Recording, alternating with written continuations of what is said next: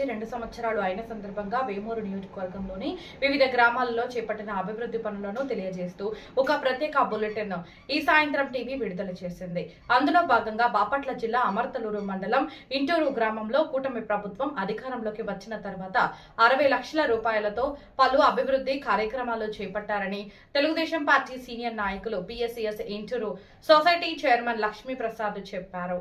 కూటమి ప్రభుత్వం అధికారంలోకి రాగానే గ్రామంలో ఉన్న రోడ్ల దుస్థితిపై స్థానిక శాసనసభ్యులు నక్కా ఆనందబాబు దృష్టికి తీసుకురాగా 20 లక్షల రూపాయలతో సిమెంట్ రోడ్లు నిర్మించారని లక్ష్మీ ప్రసాద్ చెప్పారు. గ్రామంలో 60 లక్షల రూపాయలతో మంచినీటి ఓవర్ ట్యాంక్ నిర్మాణం జరుగుతుంది. ఇంటూరు ఎలవర్రు మధ్య R&B రోడ్డు 3 కోట్ల రూపాయలతో నిర్మాణం జరుగుతుంది. మా సమస్యలను ఎమ్మెల్యేకి విన్నవించిన వెంటనే నిధులు విడుదల చేసి పనులు చేసినందుకు ఎమ్మెల్యే ఆనందబాబుకు ఇంటూరు గ్రామస్తులు కృతజ్ఞతలు. ఈ కూటమి ప్రభుత్వం వచ్చినాక మా ఎమ్మెల్యే గారిని మాకు రోడ్లు అధ్వానంగా ఉన్నాయని రిక్వెస్ట్ చేశాము.